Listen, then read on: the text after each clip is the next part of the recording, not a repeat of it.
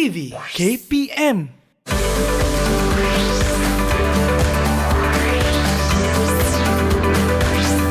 Didik TV KPM.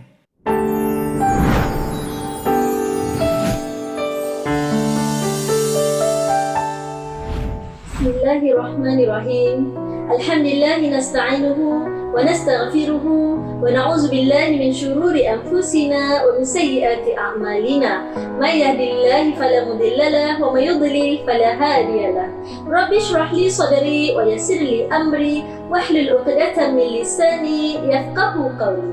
Segala puji bagi Allah, Tuhan sekalian alam. Selawat dan salam buat junjungan besar Nabi Muhammad sallallahu alaihi wasallam, para keluarga baginda, para sahabat baginda, sidang penonton yang saya muliakan. Assalamualaikum warahmatullahi wabarakatuh. Apa khabar semuanya yang sedang menonton? Saya harap semuanya dalam keadaan yang sihat dan ceria, kekal aktif walaupun hanya di rumah, kerana keadaan kita yang masih lagi dalam pandemik COVID-19. Jadi tuan-tuan puan-puan akan bersama dengan saya Ustazah Hazwani pada petang ini di slot kerohanian, di mana saya akan bersama-sama dengan anda untuk mengimarahkan lagi ilmu berkenaan dengan hikmah di sebalik musibah. Baiklah tuan-tuan puan-puan atau murid yang mungkin juga sedang bersama dengan saya pada ketika ini, pernah dengarkan perkataan musibah ni? Musibah ni asalnya adalah dari kalimah Arab yang telah diguna pakai dalam bahasa Melayu sebagai bahasa pinjaman Arab. Maksud musibah ni ialah malapetaka. Tapi dalam kehidupan seharian kita, kebiasaannya kita terbiasa dengan perkataan ujian. Lebih kuranglah kiranya musibah dan ujian ni. Dan setiap manusia juga tidak akan terlepas daripada ujian, termasuklah sidang penonton yang sedang menonton ni, betul tak? Tak kiralah apa bangsa sekalipun, golongan dewasa maupun kanak-kanak, murid-murid, guru-guru, kita semua tak terlepas daripada diuji. Begitu juga dengan saya. Ianya bertepatan dengan firman Allah dalam surah Al-Mulk ayat 2, Allah mengingatkan bahawa setiap manusia itu pasti diuji untuk melihat kualiti amalan yang dikerjakannya. Subhanallah, macam ni rupanya Allah nak lihat kualiti amalan kita. Ialah setiap hari kita celik mata, kita mulakan dengan ibadah fardu subuh. Kemudian kita tambah pula dengan yang sunnah. Kemudian kita buat kerja, kita belajar, kita sediakan keperluan dalam rumah. Itu semuanya termasuk dalam perkara-perkara ibadah. Okey, ibadah ni sebenarnya terbahagi kepada dua, ibadah khusus dan ibadah umum. Ibadah khusus ni adalah apa yang kita buat kerana Allah Ta'ala. Contohnya macam solat lah, atau kita puasa, kita zikir, kita mengaji. Setiap apa yang kita buat itu kerana Allah, maka itu adalah ibadah khusus. Dan yang kedua pula adalah ibadah umum. Apa ni ibadah umum? Ibadah umum ni ialah setiap apa yang kita buat, kebaikannya adalah untuk diri kita dan juga makhluk lain. Contohnya kita kemas rumah, kita mandi, kita belajar, kita tolong mak ayah buat kerja rumah, kita bagi haiwan makan, kita siram pokok dan sebagainya. Itu semua dicatat amalan kita sebagai ibadah umum. Maka dengan itulah Allah akan turunkan pula ujian dalam pelbagai bentuk, bermacam rupa bentuk ujian. Untuk apa? Untuk Allah menilai setiap amalan harian kita tadi, sehingga ianya menjadi musibah dalam kehidupan kita. Allahu Akbar wa na'udzubillah. Okeylah, saya nak sentuh juga tentang keadaan semasa. Dalam pandemik COVID-19 ni khususnya, kita lihat ramainya manusia diuji. Semua golongan Allah uji, bahkan satu dunia menanggung ujian Allah ni kan. Inilah antara bentuk musibah yang Allah nak bagi. Antara sebabnya ialah kerana Dia yang Malik, yang Maha mentadbir sekalian alam ini, terlalu sayang dan cintakan makhluk yang diciptakan. Ya, inilah ayat keramat yang saya nak kongsikan. Allah turunkan musibah, tanda Allah sayangkan kita semua ni yang menjadi makhluk ciptaannya. Jadi dengan itu, kita sebagai makhluk yang diciptakan oleh Allah Subhanahu Wa Taala hendaklah mencari hikmah di sebalik setiap musibah yang diturunkan oleh Allah Subhanahu Wa Taala. Apa pula hikmah? Hikmah ini juga berasal daripada kalimah Arab yang ada dua maksud. Pertamanya adalah kebijaksanaan dan yang keduanya bermaksud faedah atau manfaat ataupun kebaikan. Jadi, apakah kebaikan yang kita boleh dapat daripada musibah ni tadi? Baiklah, saya nak kongsikan bersama semua beberapa hikmah yang kita boleh dapat setelah kita menerima musibah maupun ujian Allah ini. Dan saya juga akan kongsikan bersama anda doa-doa dan amalan-amalan apabila ditimpa musibah. InsyaAllah, moga ianya akan menjadi kehidupan kita lebih bernilai di sisi Allah selepas ditimpa musibah. Dalam kata lain, kiranya bertuahlah sebab Allah pilih kita untuk diuji kan. Yang silapnya ialah bila diuji, kita tanya balik Allah, kenapa aku diuji sebegini? Kenapa kau uji aku ya Allah? Kenapa aku bukan orang lain? Astaghfirullahalazim. Jangan sekali-kali kita menyalahkan Allah Subhanahu Wa Taala dalam hal ini, terutamanya bagi orang Islam. Ya, kita mengaku kita Islam, kita beriman dengan rukun iman dan kita percaya pada rukun iman yang keenam, beriman kepada qada dan qadar. Bermakna setiap apa yang berlaku ini adalah kehendak Allah Subhanahu Wa Taala. Semua ketetapan dan takdir yang Allah sendiri dah tentukan. Jadi, teguhkan iman agar kita tidak mempersoalkan setiap kehendak Allah yang bersifat iradah itu. Anda nak tahu dengan lebih lanjut? Maka teruskan bersama dengan saya, kaunselor anda di slot kerohanian Didik TV KPM, saluran NTV 7. Kita jumpa selepas ini. Didik TV KPM. Didik TV KPM. Baiklah, bertemu kita kembali dalam slot kerohanian di rancangan aktif Didik TV KPM. Saudara-saudari sedang menonton yang dirahmati Allah sekalian, bagi yang baru saja bersama dengan saya, teruskan bersama dengan saya untuk menyelami hikmah di sebalik musibah. Baiklah, jom kita mulakan dengan hikmah yang pertama. Musibah adalah bukti cinta Allah kepada hamba-Nya. Inilah ayat keramat yang saya sebut pada awal tadi kan. Ya, Allah uji tanda Allah sayang. Macam kita lah sebagai ibu bapa ni, kita marah-marahkan anak kita sebab apa? Sebab kita sayangkan anak kita. Maka apabila Allah turunkan musibah, Allah turunkan ujian, tak kiralah apa bentuk sekalipun, maka tersenyumlah seikhlasnya, bersyukurlah seadanya, kerana Rasulullah SAW telah bersabda, wa innallaha iza uhibbut qauman, dan sesungguhnya jika Allah Subhanahu Wa Taala mencintai sesuatu kaum, ibtalahum, dia akan menguji mereka.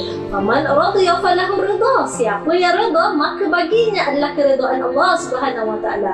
Wa man sakhita falahu sakhat, dan siapa yang murka maka baginya adalah kemurkaan Allah Subhanahu Wa Taala. Allah hanya akan menguji hamba-Nya yang disayangi, dan redhalah dengan ujiannya kerana Allah juga akan meredai hamba-Nya.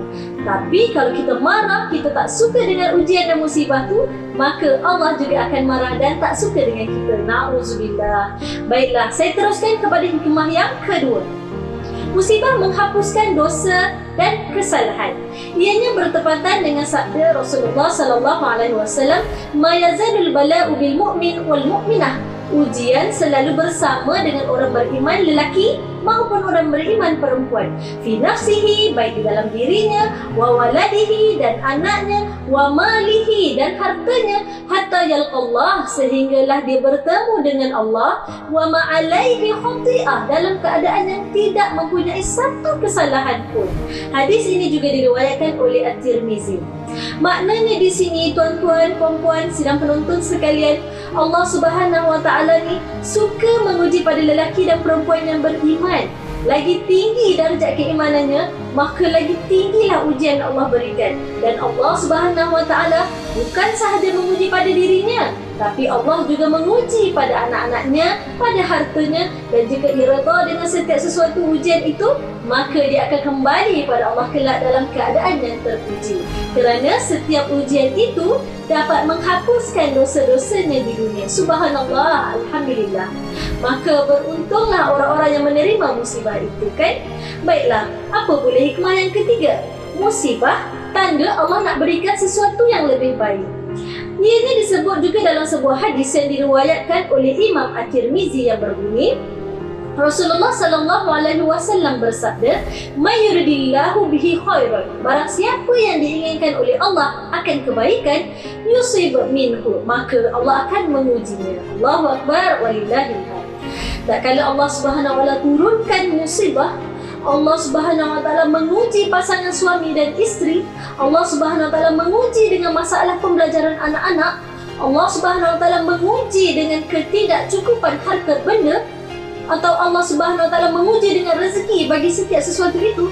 Allah menguji dengan hubungan kekeluargaan. Allahu Akbar, maka redalah dengan setiap ujian itu, kerana Allah ingin menggantikannya dengan sesuatu yang lebih baik. Baiklah, mari kita lihat pula hikmah yang keempat. Musibah memberikan pahala sebesar musibahnya. Sidang penonton yang dikasihi Allah sekalian, lihatlah betapa adilnya Allah ya adil. Allah Subhanahu Wa Taala akan memberikan pahala kepada hamba-Nya yang ditimpa musibah sebesar musibahnya.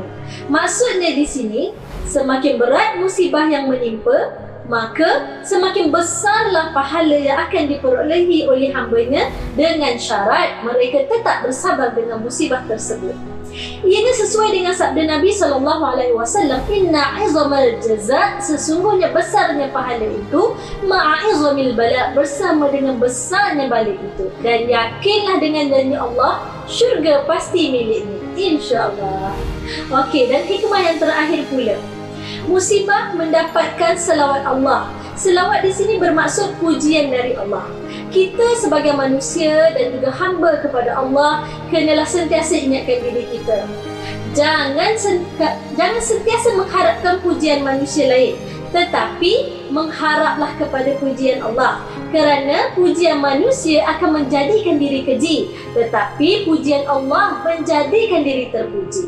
Dalam surah Al-Baqarah, Allah berfirman yang berbunyi, A'udzu billahi minasyaitonir rajim. Walanabluwannakum bisyai'in minal khaufi wal ju'. Dan sungguh akan kami berikan cubaan kepadamu dengan sedikit ketakutan, kelaparan, wa naqsin minal amwali wal anfusi wath thamarat, dan kelaparan, kekurangan harta jiwa dan buah-buahan. Wa basyirus sabirin, dan berikanlah berita gembira kepada orang-orang yang bersabar. Alladzina iza asabatuhum musibah, yaitu orang-orang yang apabila ditimpa musibah, qalu inna lillahi wa inna ilaihi raji'un, mereka mengucapkan inna lillahi wa inna ilaihi raji'un. Ulaika alaihim salawatu min rabbihim wa rahmah, mereka itulah yang mendapat salawat yang sempurna dan rahmat dari Tuhan mereka.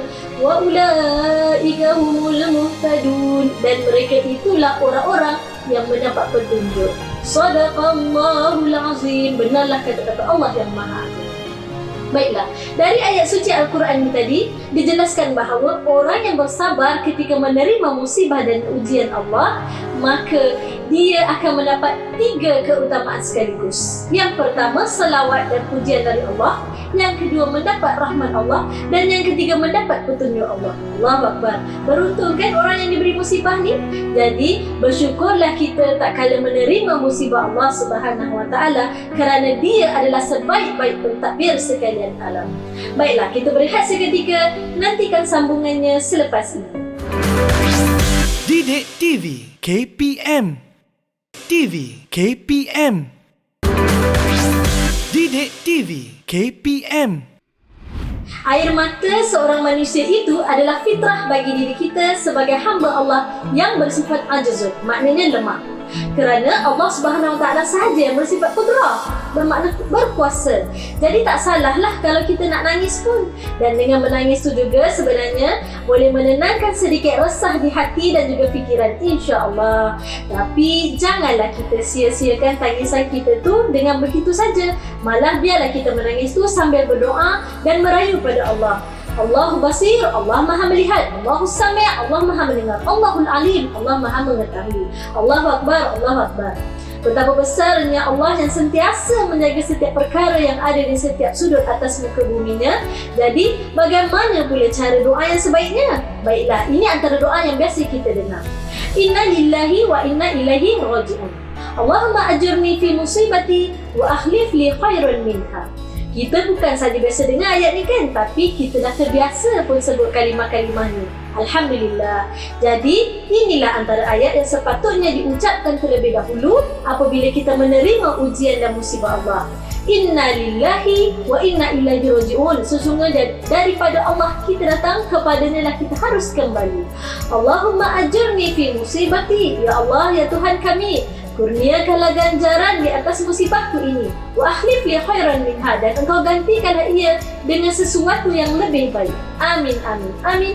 Ya Rabbal Alamin. Tapi kalau kita tak mampu nak sebut keseluruhan ayat dalam doa tadi pun tak jadi masalah. Memadailah dengan menyebut kalimah Inna lillahi wa inna ilaihi raji'un dengan hati yang ikhlas dan merendah diri kepada Allah Subhanahu Wa Taala. Baiklah, seterusnya yang kedua. Ini lebih kurang macam yang pertama tadi, tapi ini adalah doa yang diajar oleh Rasulullah SAW agar dijauhkan daripada perkara memudaratkan, sebagaimana diriwayatkan oleh sebahagian sahabat Nabi SAW, dan ia juga merupakan zikir harian yang sangat baik diamalkan. Daripada Uthman bin Affan berkata, aku mendengar Nabi SAW bersabda, maksudnya, sesiapa yang membaca Bismillahilladzi dengan nama Allah yang dengan namanya, la yadurru ma'asmihi, tidak ada satu pun yang dapat memberi kemudaratan fil ardi wala fis samai, di bumi maupun di langit. Wa huwas samiul alim, dialah yang maha mendengar lagi maha mengetahui. Kita baca sebanyak 3 kali pada waktu petang atau malamnya, maka dia tidak akan ditimpa bala yang datang secara tiba-tiba sehinggalah subuh. Dan barang siapa yang membacanya ketika subuh sebanyak 3 kali juga, maka dia tidak akan ditimpa bala yang datang secara tiba-tiba sehingga petang atau malamnya. Dan hadis ini telah diriwayatkan oleh Abu Dawud. Saya yakin mesti ramai di kalangan yang sedang menonton ni, malah anak-anak juga yang turut sama menonton ni dah hafaz pun tentang doa yang dijadikan zikir ni kan. Okey, mari kita alunkan bersama-sama, moga ianya dapatlah menjadi istiqamah dalam kehidupan harian kita. Mari bersama dengan saya. Bismillahilladzi la yadurru ma'asmihi syai'un fil ardi wala fis samai wa huwas samiul alim. Masya Allah, tabarakallah. Baiklah, kita beralih kepada amalan yang seterusnya. Apabila kita tersentak, terkedu dengan ujian dan musibah yang menimpa, maka bersegeralah sujud kepada Allah Subhanahu Wa Taala. Dalam erti kata lainnya ialah solat. Solat yang terbaik bagi memohon keampunan terhadap Allah dan juga dosa-dosa yang menyebabkan hingga kita diuji, maka solat taubat adalah yang terbaik. Allah Subhanahu Wa Taala berfirman yang bermaksud, dan mintalah pertolongan kepada Allah dengan sabar dan solat, dan sesungguhnya hal itu sangat berat kecuali bagi orang-orang yang khusyuk, iaitu orang-orang yang meyakini bahawa mereka akan menemui Tuhan mereka dan bahawa mereka akan kembali kepadanya. Surah Al-Baqarah ayat 45 hingga 46. Sidang penonton sekalian, antara amalan lainnya adalah dengan memperbanyakkan istighfar.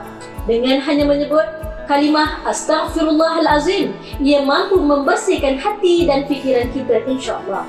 Jadi tak adalah kita nak menyalahkan Allah, tak adalah kita nak menyalahkan takdir pula, kita nak menyalahkan si dia, nak menyalahkan si fulan hanya untuk memuaskan hati dan nafsu.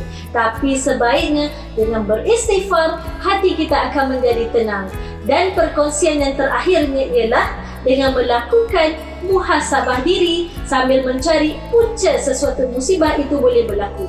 Ini kerana musibah ni juga mungkin berlaku disebabkan perbuatan dan kealpaan diri kita sendiri.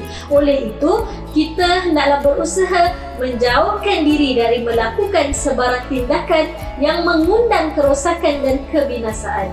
Firman Allah Subhanahu Wa Taala yang bermaksud, telah timbul pelbagai kerosakan dan bala bencana di daratan dan di lautan dengan sebab apa yang telah dilakukan oleh tangan manusia.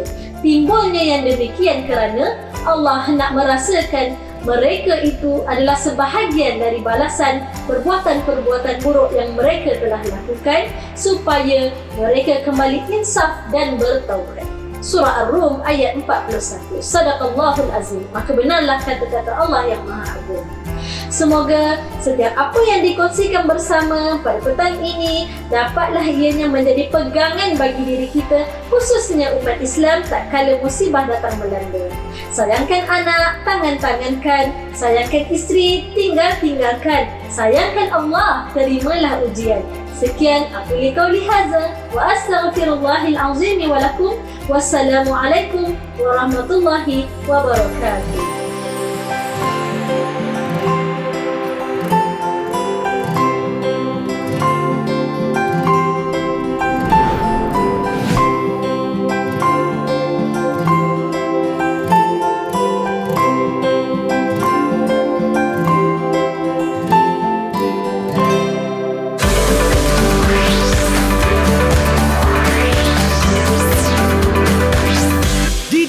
TV KPM